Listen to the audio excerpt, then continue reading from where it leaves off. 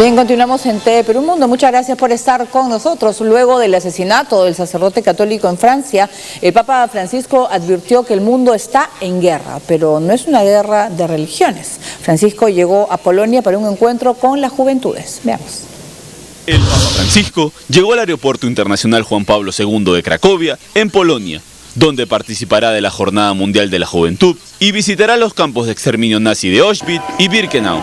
Francisco instó al país a acoger a los que huyen de las guerras y del hambre, en el primer discurso que pronuncia en ese país del este de Europa, que se resiste a acoger a los migrantes. El Papa argentino, quien visita por primera vez la tierra natal de Juan Pablo II, pronunció un discurso fuerte y claro, durante el cual rindió homenaje al Papa Santo, canonizado por su agudo sentido de la historia. Quando io parlo di guerra sul serio, non di guerra di religione, no, c'è guerra di interessi, c'è guerra per i soldi, c'è guerra per le risorse della natura, c'è guerra per il dominio dei popoli. Questa è la guerra. Qualcuno può pensare sta parlando di guerra di religione, no. Tutte le religioni vogliamo la pace, la guerra la vogliono gli altri. El Papa Francisco comentó los últimos episodios de violencia y recordó la muerte de muchos inocentes en distintos lugares del mundo. Se refirió al religioso francés de 86 años, Jacques Hamel, asesinado el martes mientras celebraba misa en la localidad de Saint-Étienne, en Normandía. Este es el 15º viaje internacional del Sumo Pontífice y el primero que realiza el corazón de la Europa católica. En el aeropuerto polaco lo esperaban el presidente del país, Andrzej Duda, su esposa y el arzobispo de Cracovia, Stanislaw Siwis. Muy bien, la visita del Papa pues, a Polonia ha significado también el aumento de las medidas de seguridad, por supuesto, para evitar cualquier posibilidad de atentado. Vemos pues que esa es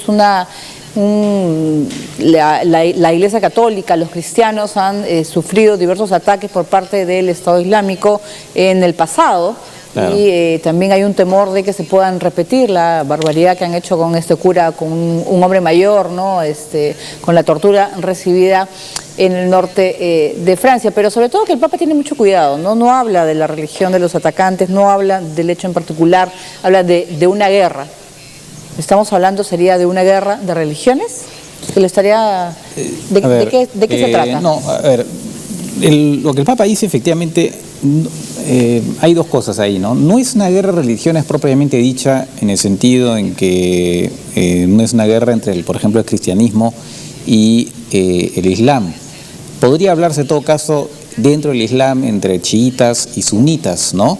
Ahí sí se podría hablar eventualmente de una guerra de religión o incluso dentro, digamos, entre los propios sunitas, porque finalmente es el Estado Islámico que considera que aquellos sunitas que no están con ellos, o están con ellos o están en contra, por lo tanto los matan. O sea, sí hay una guerra que tiene obviamente un tinte religioso. Las motivaciones del Estado Islámico son religiosas.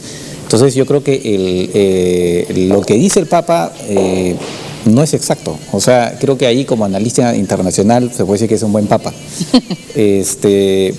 Tampoco cuando dice que hay intereses, que es una guerra de intereses, no es así. O sea, el Estado Islámico es una organización que tiene una finalidad religiosa absolutamente demente en estas épocas, pero es así.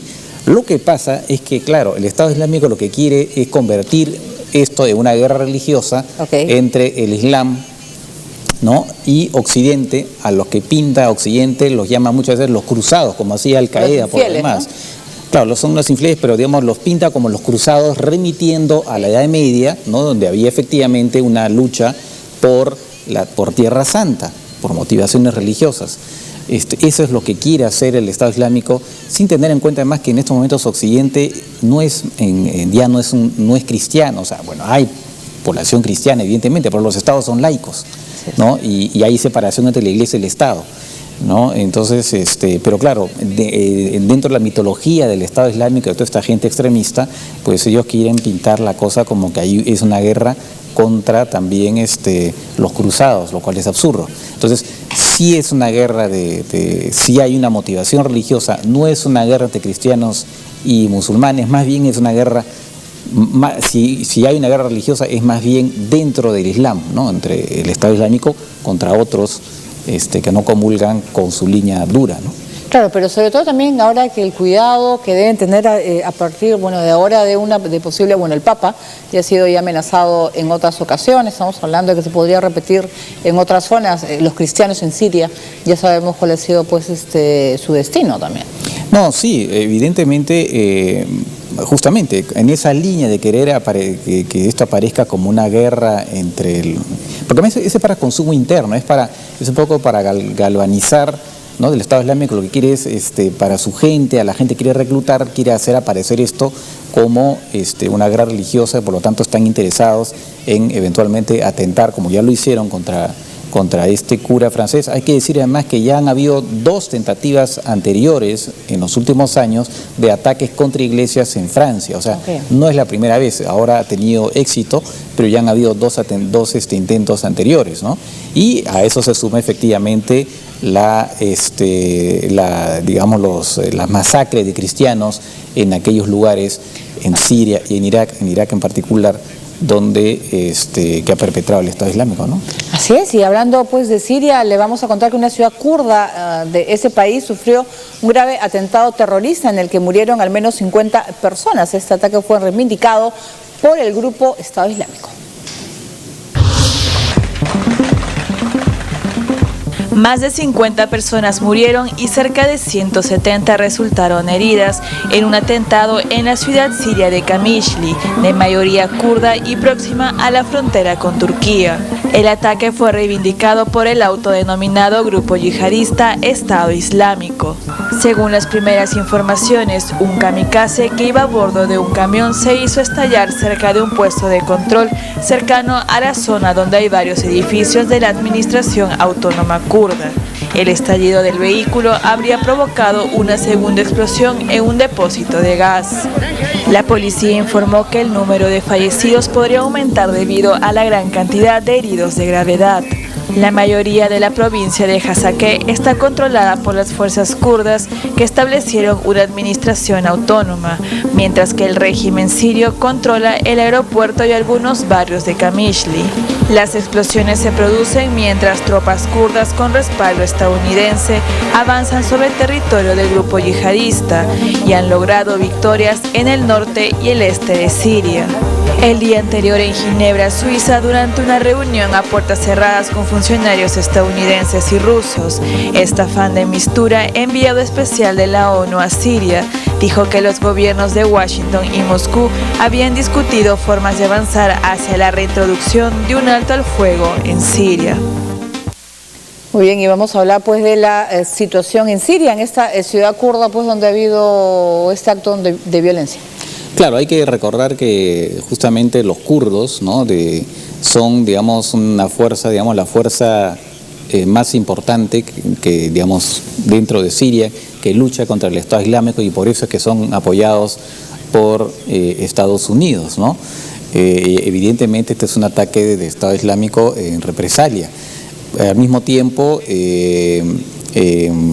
los kurdos están cercando una ciudad de Gamish, que es una ciudad que está en camino a Raqqa, ¿no? Incluso acaban de pedir, proponer o hacer una oferta a los del Estado Islámico que controlan la ciudad esta, para que la evacúen, ¿no? Los dejan salir, ¿no? No los dejen salir, sobre todo con la idea de que dejen salir a los civiles y después ellos se retiren y se vayan hacia Raqqa, ¿no?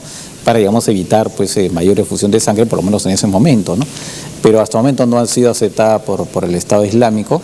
Y por otro lado también se hablaba en el reportaje de estas conversaciones entre Rusia y Estados Unidos, en particular John Kerry, que las está llevando a cabo con el ministro Lavrov de Relaciones Exteriores de Rusia, para haber una coordinación, ¿no? Para coordinar sus digamos, datos de inteligencia para los bombardeos contra Al-Qaeda y también Al-Nusra, filial de Al-Qaeda, y también contra el Estado Islámico, ¿no? Y a la vez, lo que suena un poco ingenuo, impedir que Siria bombardee a los grupos moderados de la rebelión moderada, lo cual parece en realidad bastante ingenuo, tanto que los servicios de inteligencia norteamericanos, la CIA y también el propio secretario de Defensa no están muy, digamos, no creen mucho en esa posibilidad. O sea, Kerry, el secretario de Estado, está muy convencido que sí se puede lograr, pero el secretario de Defensa y